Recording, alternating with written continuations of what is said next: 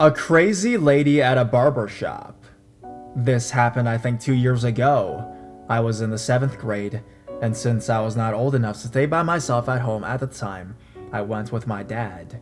My dad sat down and I asked him for his phone so I could watch YouTube. I remember me hearing the bell chime signaling there was a new customer, and since all spots were taken, they greeted her and told her to wait about 20 minutes. Let me give you a bit of background. So this shop is small, but has like 3 couches for you to wait, and I sat like 10 feet away from my dad on a couch so he could see me. This lady, when all the seats were empty, sat next to me. Now, I like my space with strangers, but maybe she just wanted to sit there, I don't know. So after that happened, she opened her purse and took out some pamphlets for some summer camp and poked me. I continued to watch my YouTube video when she started tugging at my shirt, saying, "Excuse me, sir." I ripped out my headphones and said in a rude tone, "What do you want?" She looked at me straightening her pamphlets and asked me, "Do you have any mental issues like depression or anxiety?" I told her no as a blatant lie, because I do have anxiety. So she explained this camp. It was some kind, I don't know, it looked very shady and super expensive, so I had no interest in it, and gave her one word responses like yes, no, maybe. My dad could tell I was getting annoyed and told to leave me alone and that I'm on the phone. I thank God that he jumped in. But no joke, this lady gave me a death stare and told him that I'm old enough to make my own decisions. I'm like, what the fuck is happening? I tell her to leave me alone, and she walks out the barbershop, slamming the door, screaming in cuss words. The barber tells me she comes here often and pulls the same shit. So, crazy lady, let's not meet again.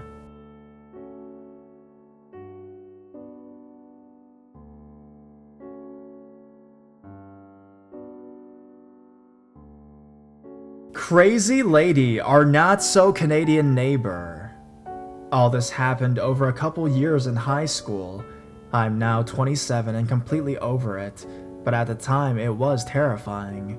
My family and I tell this story all the time as just a funny thing that happened to us, although at the time it was anything but funny. The lady who lived next door to us moved out, and an older, I would say mid-40s couple moved in. Everything was pretty normal at first. We live in a small town in Canada, so we would exchange pleasantries with them if we saw them outside, chat about the weather, that kind of thing. One day in the summer, she came to our door and asked if we would mind paying half for a fence she wanted to put up between our yards. My dad said it was no problem. If we went through my uncle, it would be super cheap. He is an accountant. She got huffy and didn't want to go through with him. My dad said that was fair enough, but he was going to get his own quote. Not from my uncle, but from another company, and would pay half of that. She didn't like that at all, and she stormed off. Things started slowly getting worse. So slow that I hardly noticed it happening. Little things, like in the summertime, when my bedroom window was open, and I could hear her in her backyard yelling. She would yell at her boyfriend, at my dad or mom. Honestly, sometimes, I think she was just yelling to herself. She would have these crazy mood swings, where she would one day flip us off as she was getting out of her car, and the next day she would run up to my dad being super nice and ask him about her car or our insurance or whatever. We started just assuming that maybe she was bipolar or something like that. She was very entertaining for a while, I guess. As I said, she would get into screaming matches with her boyfriend, and the cops would be called. My whole family would watch from our front windows. She was clearly drunk a lot. She would drink all day and then call the police or the fire department or an ambulance or something, because for the year she lived beside us, there were flashing lights outside of our house a lot. My mom and I had a membership at a small gym at the time, and one day she showed up. She acted like she was so glad to see us, big smile and wave, and ran right over to us. We could smell the booze on her, and she kept touching me and telling my mother how beautiful I was. It creeped my mom and me out. We went and talked to one of the girls there, but before we even brought up neighbor lady, she asked us about her and said she thought she might be drunk. We confirmed her suspicions and told that neighbor lady was drunk a lot. The issue was that she had driven to the gym, so the lady that worked there called the police when she left and gave them her vehicle make, model, and license plate number. I honestly don't know what happened with that, but did she get her license taken away eventually? And could it have been from that incident, but more likely it was from a different, I don't know.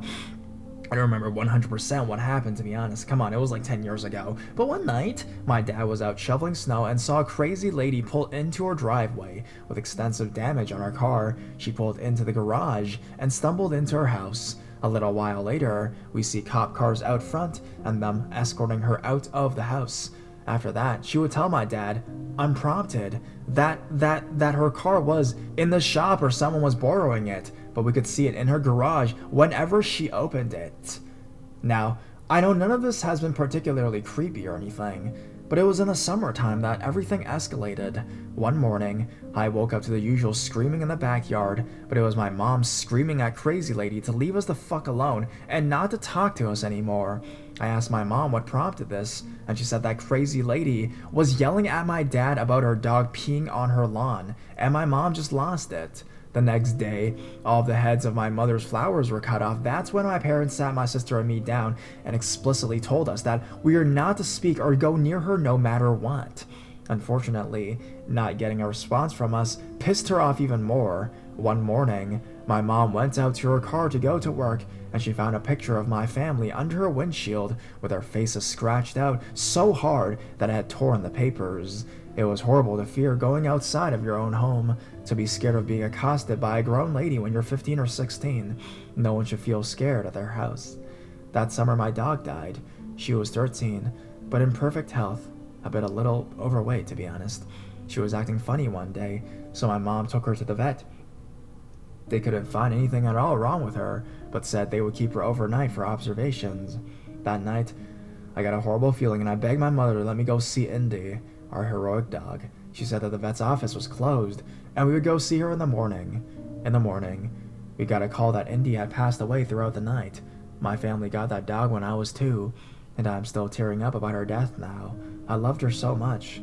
That's why when my family started to see these crazy, weird circular chocolate things on our lawn, I freaked out. I was convinced, and still am, that Crazy Lady poisoned Indy. She hated our dog and would bitch about her all the time, and we only found these little discs for about a week following Indy's death. My family was unconvinced, though I think my dad believed me. He just didn't want to say anything. Think what you will about this, but I still firmly believe that she killed my dog. Things went on like this for another year, her yelling things at us, throwing trash on our lawn, flipping us off, fire trucks and ambulances to her house. Then the glorious day came that we saw a for sale sign on her front lawn. I think our whole family slept a little bit better that night. She wasn't around much while her house was being shown, and luckily, it sold fast. My last story is actually from the last week in which she lived there. I just come home from school and got into the house. The weather was nice, so when it was like that, I would leave our front door open and only close the screen door. But I locked that door and I didn't have the screen down too low. I was sitting in the living room relaxing when I saw a Crazy Lady cross onto our lawn and barge up the stairs. I slid onto the ground and crawled into the kitchen, hoping that she would just go away. She started to knock on the door, but there was no way I was answering. I was all alone in the house. She knew I was home, alone, because the door was wide open, and she kept screaming, "Open the damn door, I know you're in there, come on!" I, crouching in the kitchen, clutching my cordless phone, unsure of it, if I should call the police or my dad. She started rattling the door handle and banging on the door, demanding to be let in. I kept an eye on the back door just in case she came around, because if she did, she'd be able to see me. My hands were shaking so bad that I had trouble dialing my dad's work number. I told him what was going on through sobs, and he came home. By the time he got there, she was gone. I guess she had given up, but I was still crouched on the kitchen floor, shaking and crying. After that, she moved away, and we never heard from her again. The people who moved in are super nice and not crazy at all. Oh, I forgot to mention that at one point, she started working at the grocery store I worked at in the same department, but acted like she didn't even know me at first. Then, when we were both outside at home, she would ask me if I needed a ride, and that she could take me whenever. My mom made me talk to management and get transferred. I also told them about her alcohol problem, and she stopped showing up, eventually.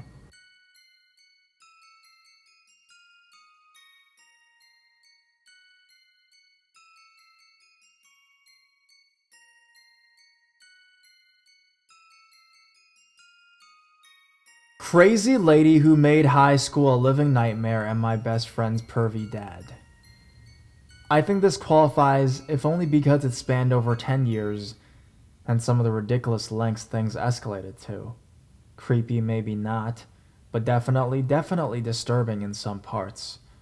For brevity's sake, I'm gonna exclude a lot. These are just the parts I have to include for the whole thing to make sense. When I was in kindergarten, I met this woman I call Mary.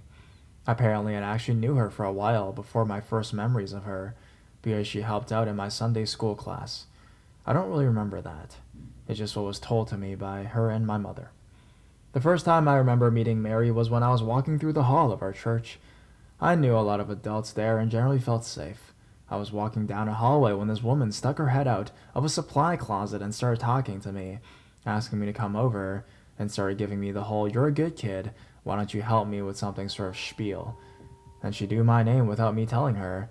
I was about 5 or I just turned 6, and particularly aware of stranger danger, but couldn't decide if I should be creeped out or not. There was a strange lady seemingly hiding in a closet, asking me to come over to her. How is that not sketchy? But this was church, and church was supposed to be safe. Somehow, she managed to coax me over to the closet. It turned out she was trying to fill in the birthdays of the kids in my class so that they could be given little gifts when it was their birthday, and she assumed that I would know all their birthdays for some reason, I guess. When she found out I didn't know, she saw for asking me when my birthday was. I got kind of cagey because I knew better than to give out information about myself, and that was one of those specific things my mom had told me not to divulge to strangers. But then she claimed to already know that my birthday was in April. Wrong. In fact, that's about 6 months off. I told her she was wrong, but I didn't feel right about telling her the truth, partly because I felt like her false guess and offers of future birthday gifts was some kind of ploy. But then I wouldn't divulge my real birthday. She called me a liar, and then she threatened to tell all the teachers what a liar I was if I did not tell her what my real birthday was. That was the point when I ran to go find my mom and explain to her that there was a strange woman in the supply closet who was asking me personal information and threatening to get me in trouble if I didn't tell her. She came to confront this weirdo only to realize that they had already knew each other. The woman, Mary, was someone who helped around the church and basically everyone knew her. Mary laughed off my claims and assured my mother that I was exaggerating, and of course, she would never threaten a kid with something like that, and my mother believed her. My mom explained the fact that my birthday was indeed not in April, but came away from the conversation with the idea that I was paranoid and just overreacting to someone asking me for my birth month. Either right before that or right after, I had another incident with this woman, but didn't realize at the time that she was the same exact person, similar to before, but not in a closet. This woman, Mary, came up and struck up a conversation with me, saying that she knew how much I loved to help out my teachers, and wouldn't I like to help out even more? The obvious answer was yes. Long story short, she was organizing some kind of teachers' conference in the cabin way out in the woods. They weren't allowed to have a lit sign, but she was worried that a normal cardboard sign wouldn't be visible at nighttime, so she had decided that the best solution would be to take one of the little kids from the church, dress them up in an angel costume, and have them stand right next to the sign for hours, using a small switch to turn a lit sign on when cars approach and then turn it off again, so it wasn't by definition a continuously lit sign. This woman should have worked in sales. I did not see anything wrong with this scenario, and Exceli wanted to tell my mother about this fantastic opportunity I had just been given to help someone out. She was much less enthused, pointing out that this would be outside in October, when the average temperature at night is under 55 degrees Fahrenheit. I would be standing outside alone, freezing my butt off and getting eaten alive by mosquitoes just to flip a switch so that she could bend the rules about not having an electric sign. There would apparently be no one there to make sure I was safe from wild animals or any human predator who happened to drive along and spot a random kid out by themselves in the middle of the night. My mom tracked down Mary and gave her a pretty thorough overview of her opinion about the whole thing. Mary said something like, "Well, fine, I can just get some other kid to do it then," which prompted my mother to go to the pastor and tell him what this lady was trying to actually frickin' do. He was a nice guy with 3 little girls of his own and put a stop to the whole plan immediately. I could tell Mary was upset with me afterwards for having supposedly told on her and putting an end to this weird scheme of hers, but since I didn't really know her, I didn't care. Of course, after those 2 incidences, all my teachers became a lot more chilly towards me, and one especially tactless woman flat out told me she had been warned about me. Come to find that Mary had gotten her revenge on me for effectively embarrassing her twice by making good on her threat to tell everyone I was a troublemaker and that I was a liar, even though by that point, my mother had already told her that I'd been telling the truth about my birthday not being in April. What a witch. I like to say it ended there, but of course it didn't. My family stayed in the area, and she continued helping us with various social functions, so there was nothing else we could do. We ran into each other several more times. One of the most outrageous things she ever did, I was 12 years old, and my mother had decided to enroll me in some kind of VBS summer school sort of thing. Surprise, surprise. Mary was the main coordinator. This place was so screwed up, not perverted or anything like that, but just the sheer magnitude of poor planning was incredible. Lunches were provided, but it was weird stuff like Go-Gurt and slimy pears that had like a texture like a raw fish or something like that. Basically, all the kids hated everything they served us. On one occasion, I was served SpaghettiOs and tried to make the best out of it, but at least it was better than the pears, only to find out that Mary had slipped gummy worms in before I microwaved them, and they had melted into the SpaghettiOs. When she found out I hadn't liked her prank, she ridiculed me for not being able to take a joke and insisted that I eat it anyways. At some point, it had also been decided that the schedule could not be flexible to any degree. All age groups were expected to get something like half an hour outside every single day. Bear in mind, the state when this took place was unpredictable, sometimes extreme weather. So this included days when it was pouring rain out and our breath was fogging up in front of our faces. They'd pitch one of those little event canopy tents and force us to sit outside under it in little plastic chairs until our half hour of outdoor play was up. Even this one girl whose father had told the teachers beforehand not to make her go outside because she had a fever. Naturally, she got worse. They called him to pick her up, and he chewed the teachers out before taking her home. It also included days where the temperature exceeded 100 Fahrenheit. We were forced to line up alongside the building so that we could stand in the shades of the eaves or the roof because it was physically too hot to be in the sun, and none of us had access to water or sunscreen. I wish I was joking about this. We had 3 kids drop from heat stroke in the same day and have to be taken to the ambulance to the hospital. The sheriff personally came out and gave the teachers a massive tongue lashing, threatening to shut the place down if any other kids came into the hospital from there, of course. Then they decided it was okay to bend the rules and keep everyone indoors instead of forcing them outside. There is a point of me mentioning all of this, and that is so that you understand the context behind what happened next. My mother was working overtime, and Mary had volunteered to drive me to the summer camp since she was there every single day. On this day, she had her niece and nephews in the back seat with me. Where this place was, it was out near the edge of town and mostly surrounded by crop fields which weren't in use. The area had a decent amount of traffic, but there weren't many buildings close by. On the left-hand side of the building, there was nothing but fields, or maybe 2 or 3 acres. On the right side, a tiny farmhouse, and beyond that, a pawn shop, and then a gas station. So I was in the back of Mary's van with these other kids as well, and we happened to look out as we're passing the pawn shop, which hasn't opened yet, and there's a straggly bearded man stalking around outside with a rifle or shotgun in his hands. Not like, gee, I wonder if it's open so I can sell my gun, but like he was either the owner and thought an intruder had broken in, or he was the intruder himself and was in the process of breaking in. I don't know. We all started telling her in a panic about this guy, and she just tells us to be quiet, and then tells me that she knows I put them up to it, and that when we get there, she's gonna tell all the teachers not to listen to me.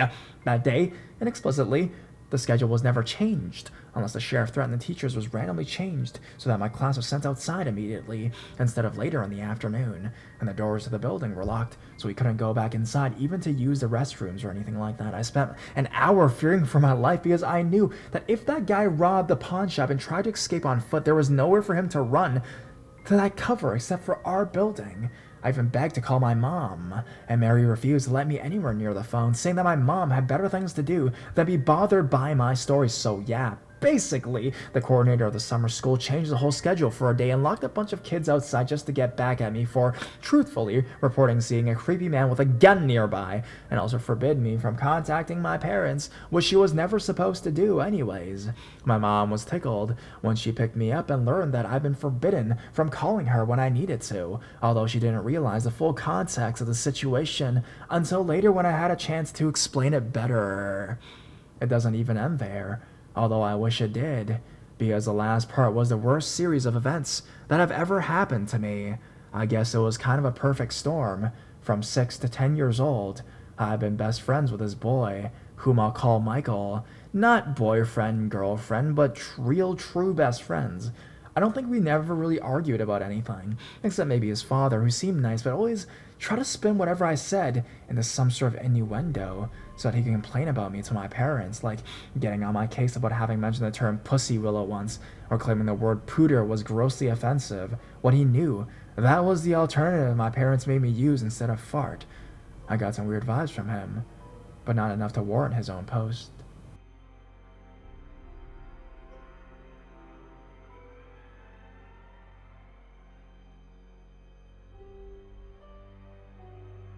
Michael and I could not be separated up until his family decided to move 3 states away, after which they only occasionally dropped in to visit every couple years. When I was 14 years old, they dropped in to visit again, and so on Saturday I was invited to stay over at the home where they were staying while they were in town to catch up with him. I had also been friends with a girl I called Julie, who was my age, and Michael had been friends with Julie's younger brother Nate, who was his age, so Julie and Nate and their parents were also there visiting with Michael and his family. I had grown apart from Julie due to other reasons, but having everyone back together was fantastic. I was on cloud 9 all day. Julie's younger brother had been a bit of a handful when he was a little kid. He had temper tantrums, kicked small animals, randomly screamed at me a couple times, and would sometimes cry for no reason, while claiming that somebody else had hurt him. He was severely, in my opinion, bullied by his sister, so I never took any of it personally, or really considered it his fault, I guess. Since I had seen him so much, or his sister, in years by this point, I had no idea how he was getting along, but because he was so much grown up, 4+ years had passed, I assumed he had grown out of it. That afternoon, we all played tag in the front yard, which was sort of a U-shaped and surrounded by hedges. At some point, I lost sight of the others. I guess they had gone inside or something like that. I was at the end of the U that was nearing the garage door, playing fetch with Michael's dog and this big walking stick, when I heard Julie's mom call my name from the other end of the U, which was near the house's front door. I took the stick because I thought leaving it lying around would be rude, and started running around the U. Apparently, when Julie's mom had opened the door and called my name, Nate had darted out of the door and come running around the U to come find me. Only he didn't say anything, and I didn't know he was there. We were both closer to the inside of the bend, and when we reached the middle, there was no chance to stop. We ran straight into each other. He landed flat on his back, and I nearly fell over too. His chin hit me hard in the collar, though. We just stared at each other in shock for a second. Finally, I reached a hand forward to help him up, and asked if he was okay. Immediately, his eyes filled with tears. He started screaming, seemingly in pain and in absolute terror, and turned around and bolted back the way he'd come. I knew he had to be bruised at least as badly as me, but that was also totally confusing. The way he was crying, I was afraid he might have broken an arm or leg or something like that. But if he was hurt that bad, how could he run so fast? Or if he was afraid, what was he afraid of? I ran after him, feeling like there was an axe murderer behind me or something. I reached the door, but no one was there, and it was locked and closed. I knocked, and Michael's mom answered it. She saw me holding the walking stick and looked confused, but let me inside. I could hear Nate screaming and crying in the kitchen. His mother had him up on the counter and was looking him over, trying to figure out what was wrong with him. She just seemed as confused and scared of the whole thing as I was, to be honest. And then he saw me, and immediately pointed and screamed, "She beat me with a stick!" He just screamed the same thing over and over and over again. I didn't know what to do, but seeing me seemed to make him hysterical, so I left him with his mother in the kitchen. I went to go find Michael and the others, but Michael's mom refused to let me go downstairs, where he and the others were, so I just stood by myself in the foyer, next to the door, and tried not to panic. Maybe Nate hadn't grown out of crying wolf about other people hurting him, but this was way different from what he'd been like when he was a little kid. This time he seemed hysterical, and he seemed like he legitimately believed what he was saying. I've been holding the stick when we ran into each other, even though I certainly didn't hit him with it. Maybe he didn't understand what had really happened? I tried to go back into the kitchen, thinking I should try to explain to his mom what had happened, but Michael's father stopped me. I didn't even know where he came from. I must have really freaked out because, from my perspective, it seemed like he just appeared in my way. He told me not to go in the kitchen either. I tried to explain that I need to talk to Nate's mother and explained very shakily that Nate was telling her that I attacked her. So Michael's father asked, "Did you?" I told him no, of course not. He pointed out that I didn't seem to be hurt at all, which I refuted, telling him that I got my own bruises from running into Nate. He asked me to show it to him. I said no. He asked why. I pointed out unnecessarily. I think that I was a 14-year-old girl, so I couldn't really take my shirt off the way a 12-year-old boy can. He asked me again why, and insisted that I show him, and that if I didn't, he couldn't help me because I refused to give him any reason to think that I was innocent. This miserable sod, who knew me growing up, had allegedly been a close friend of my family for years, and knew I would never hit another kid in my life, was essentially trying to blackmail me into undressing in front of him. I just feel angry thinking about the whole situation because the entire time my family had known him, he had always come off as this perfect, kind, and caring father, and he had always found things to nitpick in whatever I said, even as a first grader. lawyer who didn't know what sex was. Somehow, I was allegedly spouting all kinds of innuendos all the time, and now this? I've learned as an adult that people who talk excessively about a topic generally do so because it occupies their mind too frequently, and it makes me wonder if maybe that wasn't his problem all along. If not, I don't know how to explain anything. All I know is that night, it was like everyone I had known had gone insane all at the same frickin' time. But I did say no to him, and went into the kitchen instead, more to get away from him than anything else. Nate's mother was still frazzled, but was starting to seem more exasperated than anything else. Somehow, he still hadn't stopped crying. I asked her to please call my mom to come pick me up. That hadn't been the plan. The plan was that I was to stay until after dinner, but I could not handle the situation anymore. She could see that I was shaking and agreed. I asked Michael's mother if I could say goodbye to any of the others, but she didn't want me anywhere near them. My mom was tense and quiet all the way home, and I was afraid of what she might have been told over the phone. She asked me once if there was anything I wanted to tell her. I panicked and said no. The next day was Sunday. I habitually stayed with the adults instead of going to the teens' class because the teacher, who was coincidentally Mary's husband, picked on me sometimes. In retrospect, I should have spoken up about that, but I was an insecure teen, thought I might be oversensitive, and wasn't really sure how much of what he said could be considered harmless ribbing. The end result was that I didn't see Julie, so I had no idea how the situation with Nate had resolved until after church was over. The phrase, "news spreads like wildfire," doesn't even begin to fill the bill. It was like everyone had developed telepathy. I overheard parts of the story from Nate's mother while she was telling it to Mary.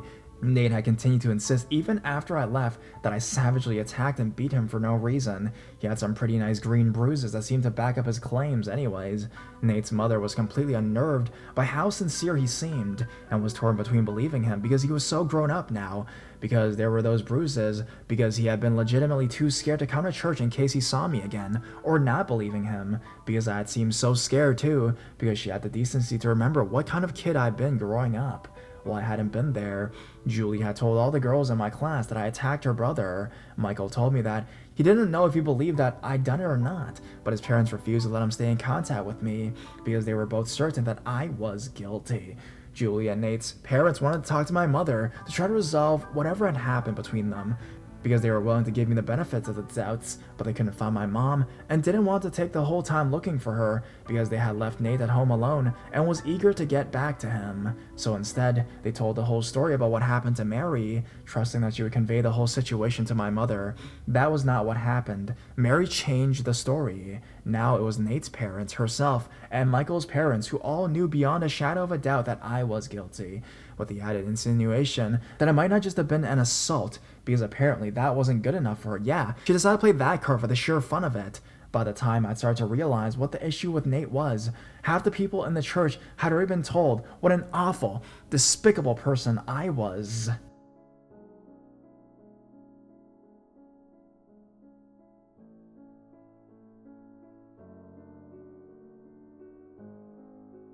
The head of the youth ministry personally sat me down to tell me how unacceptable my behavior was. I had former teachers I hadn't seen since first grade coming out of the woodwork to tell me how disappointed they were in me.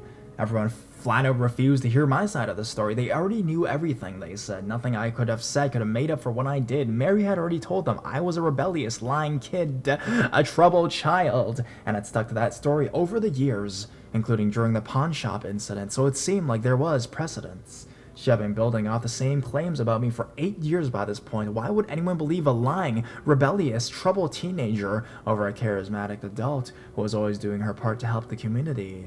Mary was so disgusted with me that she refused to speak to me.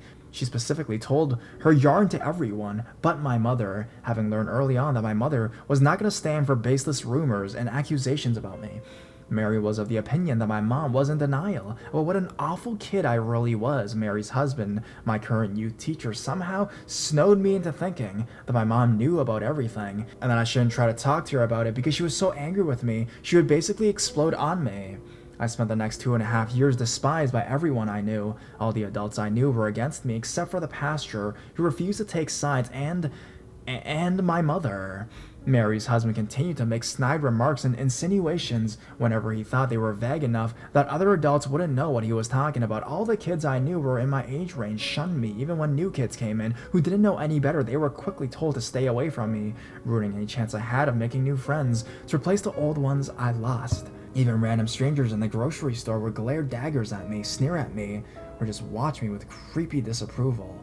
The shyness I've always had became full-fledged social anxiety, complete with what I suspect was selective mutism, because I was afraid of virtually all the adults I knew, afraid of the little jabs they'd make at me, afraid because I didn't know if my mom knew or not, and was afraid to find out if she knew, if it was true, that she was just so indifferent in reality that even though I knew she loved me, for some reasons, she still let everyone pick on me.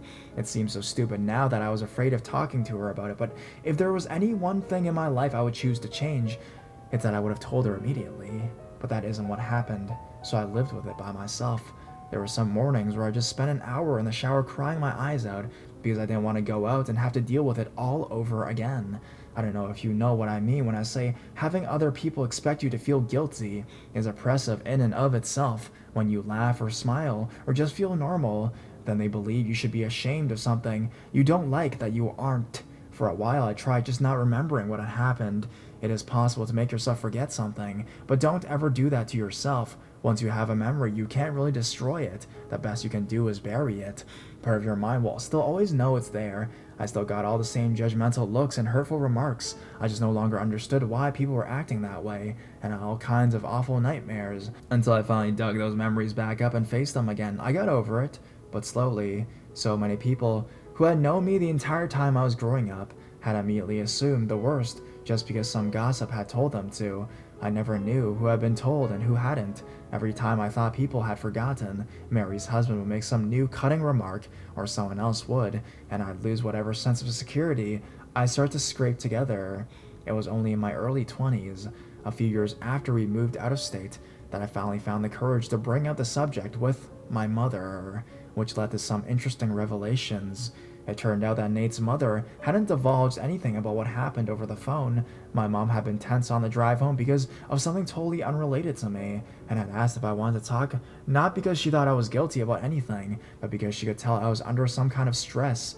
Mary's husband had lied through his teeth about her knowing what was going on, or being angry about it. She had never known. That was why Mary's husband had always tiptoed her out of the subject in her presence, because he knew she didn't know, and wanted to keep it that way. It was practically a conspiracy. My mom, the one person who actually had a right to know what had happened, had been denied the opportunity to try to make things right because everyone else was so busy judging me for themselves. And Nate's parents, the two people who actually had a semi-balanced view of that night, had no idea how bad things had gotten after they left that day because they didn't live in our area anymore and they weren't there to see it. If they had, I would have liked to think they would have put a stop to it, but they were good people. That's the end, I guess. I don't have nightmares anymore, and I feel more or less indifferent to the situation now. It's over a decade behind me at this point. But Mary and your husband, holy crap, I never want to meet either of you again for as long as I live.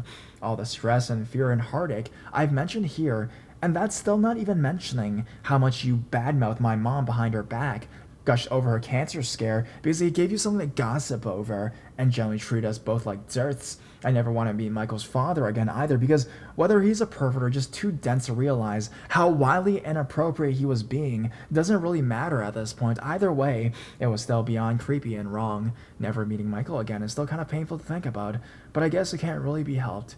I even tried contacting him on Facebook a few years ago, but to no avail. I already know Julie and Nate never want to meet me again. I guess that makes this sort of a round robin. Let's not meet.